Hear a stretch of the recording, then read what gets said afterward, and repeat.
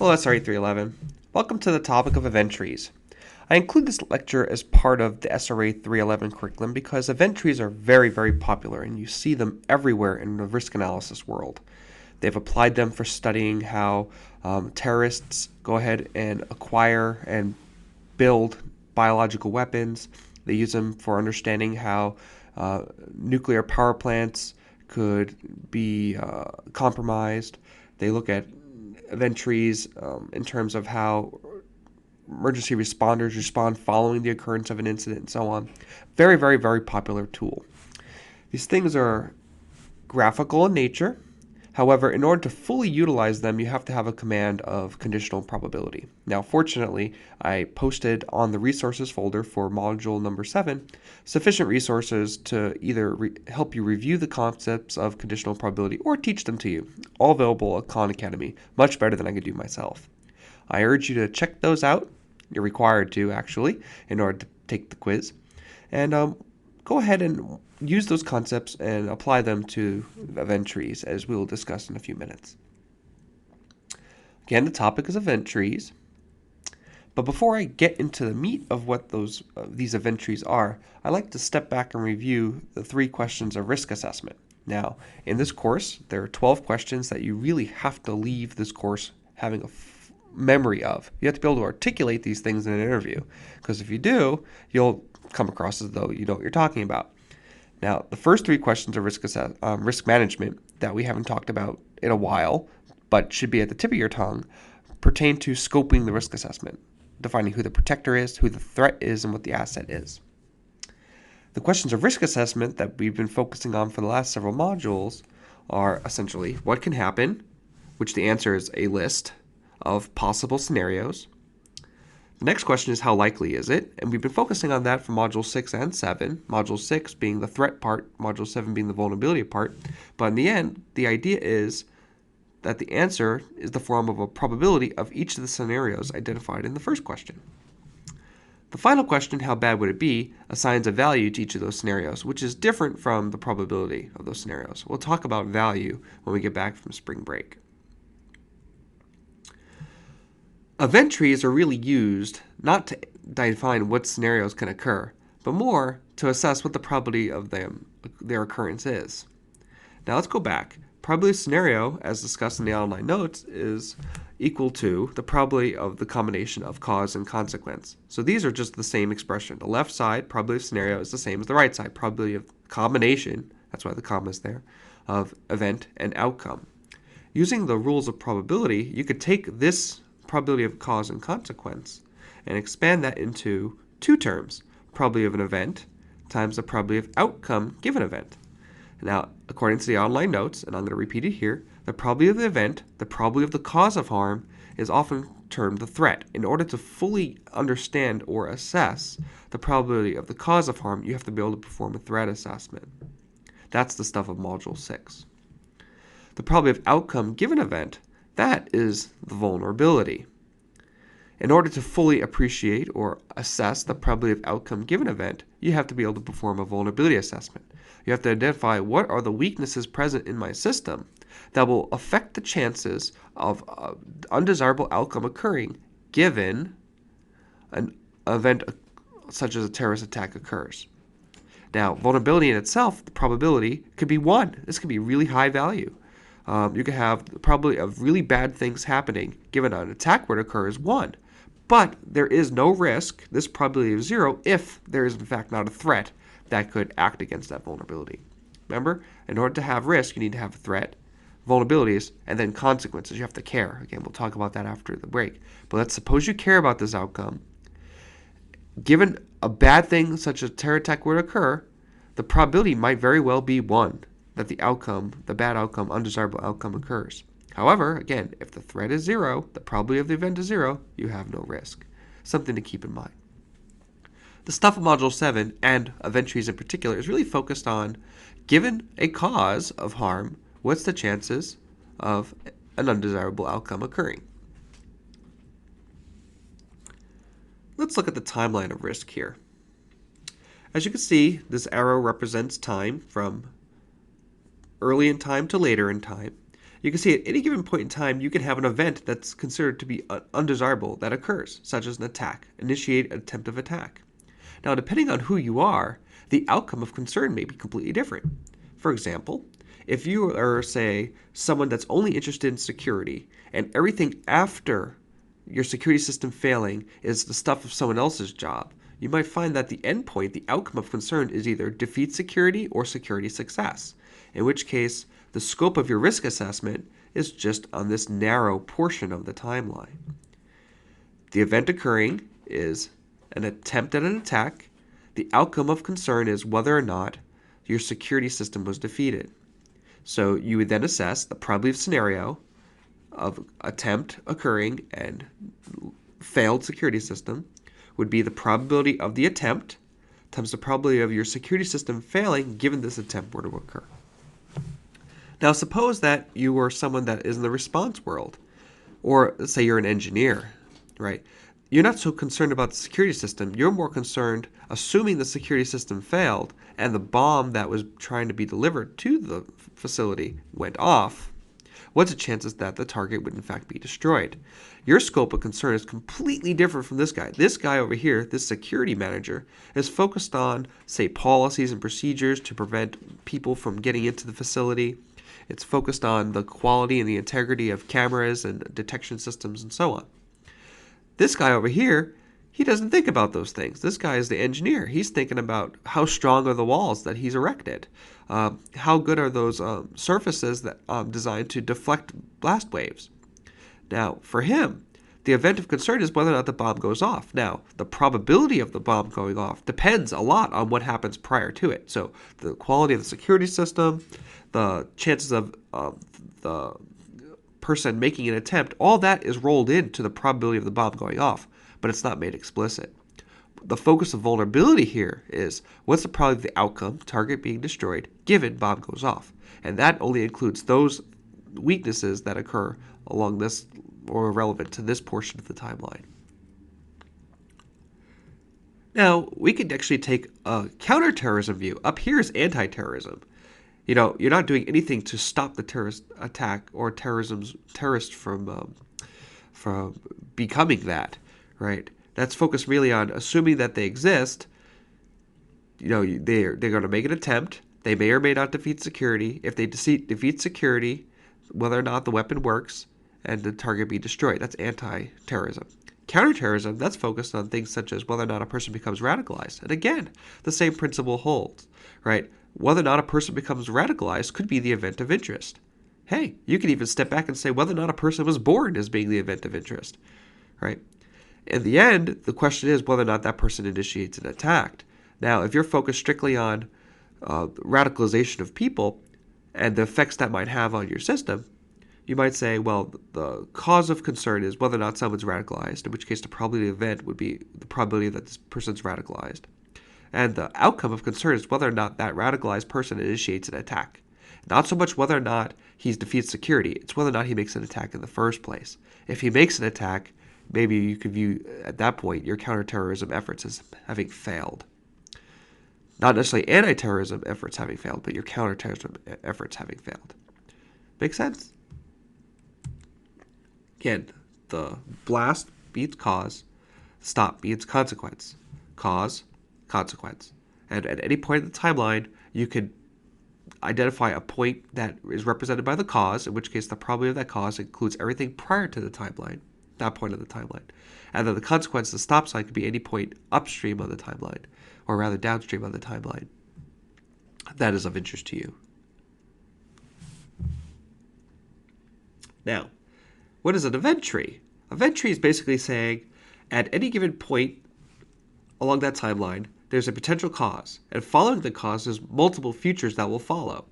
So the trigger event, or we call the initiating event, we'll call that the cause of harm. And in this example, let's call that an intrusion into a computer system. So someone intruded and or made an attempt to intrude into a computer system. The outcome of concern might be whether or not you lose integrity of the information on that system. Right? Now, there's a lot of things that are in between someone's attempt at intruding and loss of integrity. You have safeguards in place, you have backups, you have detection mechanisms, and so on. Whether or not those work is the stuff of what goes on in between these 2 points. But in the end, one can easily say, despite all that, and if an intrusion was attempted, there are one of 2 possible futures. There's a loss of integrity or no loss of integrity. What an event tree is trying to do is it starts with an event, a trigger event, and it just tries to trace in time how the future will unfold. In this case, it's a very simple event tree. One event, trigger event, 2 possible outcomes. Are these mutually exclusive, collectively exhaustive? Well, yes. You have loss of integrity or no loss of integrity. And if you were to look at this final column here, the scenario, what do you have? You have intrusion, loss of integrity. And then over here you have intrusion, no loss of integrity. If you construct an event tree properly, where at each point, that a branch point, as you're moving toward the future, you leave that point with 2 or more mutually exclusive, collectively exhaustive scenarios, and you keep that up for the duration of the construction of the event tree. In the end, this entire list, which could be not just 2, it could be extensive, going way, way, way, way, way down, would actually also be mutually exclusive and collectively exhaustive. Can this be made more complicated? Of course it can. You could say significant loss of integrity, minor loss of integrity, no loss of integrity, in which case you have 3 possible futures following intrusion, and in which case you have 3 scenarios out here. Now, a scenario is always the starting point, intrusion, and the ending point. You may actually have very complicated event trees that have intermediate events between intrusion and loss of integrity. However, in the end, the scenario is strictly start and stop. And you'll find that a very complicated event tree, which starts here and ends here, may actually start here and there, start here, go over here, and still end at that same place. You may have different paths from start to finish. You'll see how that goes. Now, as part of constructing event trees for physical attacks, I'm going to introduce this concept of intrusion paths and cross-sections of intrusion paths. Now here, in this example, I'm showing a mock-up chemical plant, of which there's several assets that matter to a decision maker. Let's call the protector the asset owner, or the owner of this power plant, or of this chemical plant. The threat being someone that's interested in launching a kinetic attack being something with a physical weapon of sorts. And the assets being, say, the 80-ton tank cars, Tank 1, Tank 2, and so on. For the purpose of this illustration, we're going to say that asset is strictly Tank 1, and we're going to exclude Tank 2, loading dock, and all these other things. Now, if you look at this, there's a million ways that a bad guy can go from outside this facility, inside the facility. He can go through the trees, over here, over here, over there, over there. He can go through the main gate this way, or he can go up and around, but for all intents and purposes, there's the main gate route. He can come in via air. He can come in via the water. He can come in this way. He can come in that way. There's a million different ways that he can get to this asset. But if you step back and abstract it a bit, you could say some representative ways. He can go through the forest. He can go through the main gate. He can come via air. He can come via water. Now, granted, each one of those scenarios has lots of different variants, but those are essentially the 4 representative intrusion paths from outside the facility into the facility. For each one of those intrusion paths, you can actually look at it sideways. You can say, well, if I'm going from out to in, if I draw it in a sideways, say, 2-dimensional side-scrolling way like the way Super Mario Brothers is, you can start on the left and say, I'm starting at the trees and I have to make my way to the tank. And you could divide those up into security zones, where each zone has a different set of countermeasures that need to be overcome to go from point A to point B. Similarly, for ground, you start at the gate and you get through to the fence and then you get through the tank. Now, there's a lot of ways you could define security zones. It's really an art more than it is science. For this case, I define a security zone barrier as being the fence, since between the trees and the fence, there's really nothing else going on other than a distance. Same thing from the gate to the fence. Nothing really else going on except distance. Here, we have from the water again to the fence, and then from the fence to the tank. You see that from the fence to the tank, security zone 2 is labeled consistently. And why is that? Well, because between the fence and the tank, nothing changes. So it's the same at each one of these different cross sections. What's different is getting to the fence. In one case, you're going through trees. In another case, you're going through a guard gate. In another case, you're coming through the water and walking across land. And in this one, the air, you see we're going just over everything, in which case Security Zone 5 is actually above the fence. So what we had here was representative paths from out to in, of which we identified 4 generic types, although admittedly there's an infinite number of variations of each of those. And then for each of those paths, you could look at it sideways and say, here's what the cross-section of that path looks like. Now, if we want to construct an event tree to look at, see how, what the chances are of someone defeating the security system. Now, let me step back. The whole point of this exercise was to look at the probability of security system success or security system failure given an assault.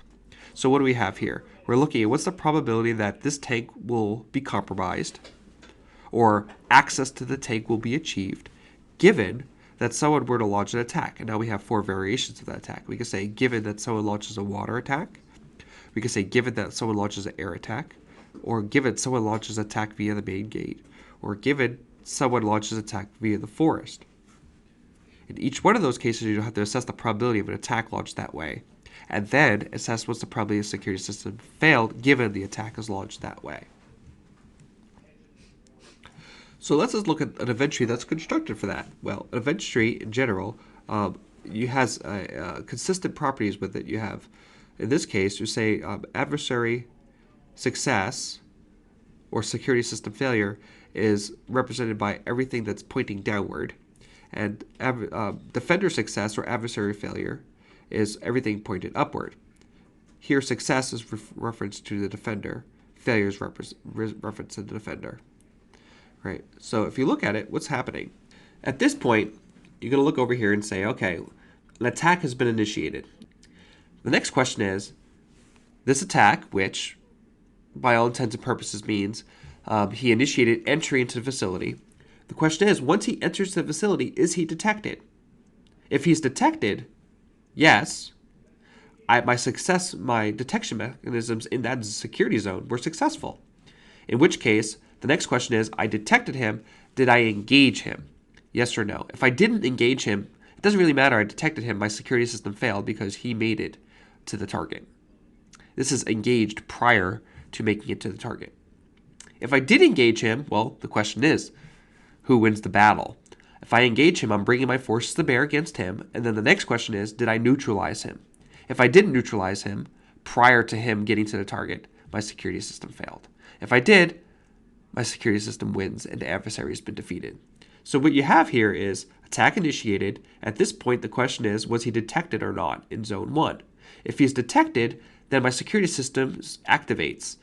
Do I engage him or not? If I engage him, did I defeat him or not? If I defeated him, win for me. However, if I didn't defeat him, my security system failed and the bad guy wins. Or did I even get to the point where I could engage him? If I didn't engage him, again, my security system failed. Now let's suppose that detection in security zone 1 didn't happen, in which case my ability to detect him failed. Well, fortunately, there's multiple security zones. This is just a generic inventory. In this security zone, the next question is, did I detect him there? If so, again, did I engage him? And if so, did I neutralize him? But you'll notice that it's engaged given detection in zone 2 versus up here where it's engaged given detection in zone 1. Is the probability of engaging him in zone 2 different from the probability of engaging him in zone 1? Well, arguably you could say yes, because in zone 2, presumably he's closer to the target, so the time remaining to engage him is actually less here than it is over here. In which case you might argue that in some cases the probability of engaging the bad guy in zone 2 is actually lower than the probability of engaging him in zone 1. Of course, there are a lot of exceptions to that rule, but just hypothetically, that's how you can view it. Well, if I engage him, the next question is, did I neutralize him or not? And why is that not conditioned? Well, here the assumption is, if you engaged him, all the forces that you have brought to bear to fight the bad guy at this point is the same as here, is the same as here. So it's not conditioned on the previous event. This event, neutralization, is independent from engagement, whereas engagement is not independent on where the detection occurred. Now, let's say you're in zone 2 and the detection mechanisms that were in place failed yet again. Well, now you have zone 3. Hopefully you have zone 3. Well, in this case, you have a zone 3. If detection failed, did I detect you in zone 3? Now, this is a mistake. This should actually, the bar shouldn't be there. The bar should be on there. So just for now, go with it. If I was detected in zone 3, then the question again is, did I engage in zone 3? And if so, did I neutralize? If not, we have failure to neutralize, which is security system failure. If I didn't engage, we have security system failure. If I didn't detect you, again, security system failure. Because at this point, if I didn't detect you in any of those zones, you win. The bad guy wins. And what do we have at the end? The outcome: adversary defeat, failure, failure, defeat, failure, failure, defeat, failure, failure, failure. We have two different outcomes. We have two different cause. We have one cause, attack initiated. So what do we have? We have two possible scenarios. Now, there's different ways to get to the scenario. We have one cause, multiple different consequences, but two different consequences, but different ways to get to those consequences. What you do for assessing the probability is that each one of these things, you know that the probability of D1 and not D1 have to add to 1. You use your best judgment to assign the probability of D1, in which case the probability of not D1 is specified. You do the same for D2, D2, D3, D3, and so on. At the end, when you get here, if all the math is done correctly, the probability of adversary defeat at this point is just equal to the probability of detection in zone 1, the probability of engagement given detection in zone 1, and the probability of neutralization. You multiply the three together. The probability of security system failure over here is the probability of detection in zone 1 times the probability of engagement given detection in zone 1 times the probability of failing to neutralize. And you do the same thing. You just multiply the probabilities of the branches leading to the end state. And then you're going to have a probability for this version of adversary defeat, the probability for this version of adversary defeat, the probability for this version of adversary defeat. And once you have those three probabilities, to get the overall probability of adversary defeat given attack, it's simply a matter of adding 1 plus the next one plus the next one. Now, if you want to get the probability of the security system failing given attack, all you have to do is get the probability of this version of security system failure, the probability of this one, the second one, this third one, this fourth one, this fifth one, this sixth one, the seventh one. The overall probability of security system failure given attack is simply the sum of 1 plus 2 plus 3 plus 4 plus 5 plus 6 plus 7. And you'll find that if all of these branches were properly constructed, i.e., at this point, the outcome is a mutually exclusive, collectively exhaustive set, D1 not D1, D2 not D2, D3 not D3. If you do that properly throughout the entire construction of the event tree, when you multiply the probabilities together, all the probabilities in this column, if you would add up everything, would sum to 1, as it should. Now, just some side notes. If events are ordered in time, they're called event trees because it's just following the series of events from start to finish. Now, if the events are not ordered in time and there's no probabilities attached, you call that a possibility tree. A lot of times you'll see that for looking at gambling odds, looking at rolls of die, and so on. If probabilities are attached to a possibility tree, you have what they call a probability tree. An event tree is distinct from a probability tree in that an event tree actually has events ordered in time.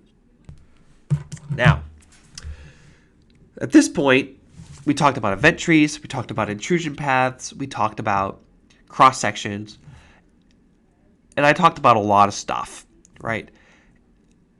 It would be silly for me to expect, based on just that limited discussion of you hearing me talk about it on a video, that you could have a full understanding and appreciation for how to build event trees. It really comes with practice, and it comes with adhering to certain rules. Now, for the purposes of Activity 7, what I'm going to have you do is take this cross-section, which is admittedly pretty complicated. And I'm even giving you the security zones that are defined.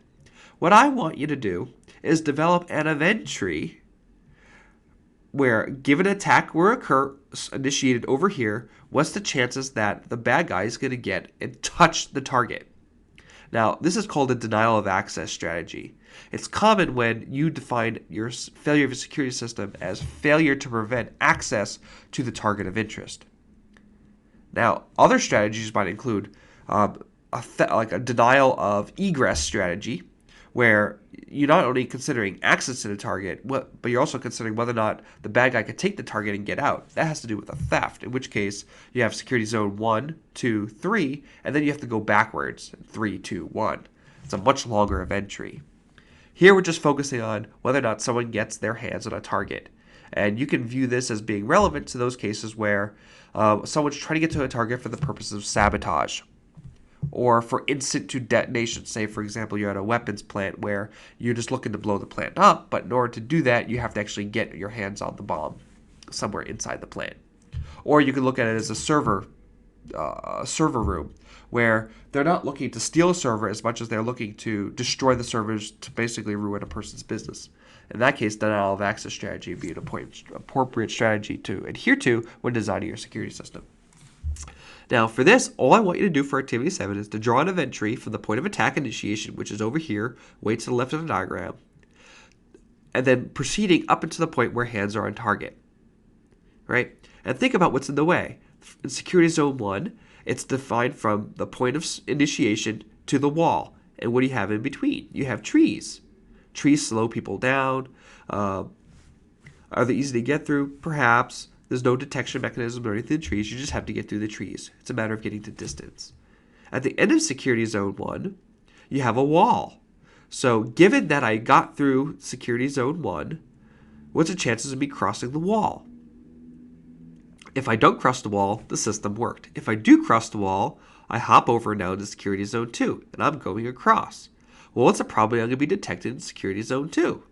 Well, I have lots of detection mechanisms. I have a camera, and there's lighting to help with the camera. There's a motion sensor. I have lots of things that contribute to the probability of detection in this zone.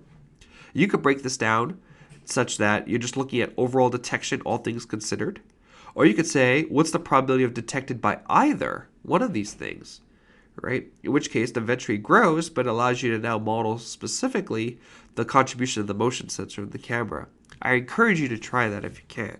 If you can't, you can lump these all together in just the probability of detection given entry into Zone 2. When I get to the end of Zone 2, now I'm faced with a fence. This fence has barbed wire. So given I'm not detected, or given I'm in Zone 2, what's the probability I'm going to cross the fence? If I get through Zone 2, detected or not, I still have to get over this fence to get to the building. So you have two paths. You have given detection, what's the probability I'm going to be engaged? If I'm not engaged, I still have to get over the fence. Given not detection, what's the probability I get over the fence? Now, when I'm in Zone 3 and get over the fence successfully, now I have to worry about the dog patrol. What's the probability of me not being detected by the dog patrol? If I am detected, still I want to get to the target. If I'm not detected, I have now to confront this lock over here. And when I get into the building, I have to actually touch the target. There's a lot of events that are occurring from the left to the right. And as you're going around, I want you to look to see what barriers are in the way. I want you to look to see what barriers are in the way. We have trees, we have cameras and detection mechanisms, we have fences, we have walls, we have dogs, we have locks, we have targets, and so on. Actually, in one version of the scenario, you can view it as having 4 targets, only one of which is real. The other 3 are decoys. You can make this as complicated or simple as you want, but what I want you to do is take a time to go from left to right and develop an appropriate event tree that illustrates the security system here. And basically to the point where you can say, given attack, what's the chances that target will be touched? And what's the chances the target will not be touched? Showing you all the different ways you can get from point A, initiation, to the end state. So that's just the assignment. So what I want you to do is hopefully review this video again and again and again. And at the end, if you have any questions, please post them to the discussion board. I'll be glad to answer them. Go ahead and do your best to work on this assignment. For extra credit that I'm going to post after the break, depending on how well this event tree is done, I'm going to actually give you lots of different information so you can actually compute the probabilities for each of the events on the event tree. But let's see how well you do first. Meanwhile, I hope this lecture was okay and helpful, and enjoy your spring break.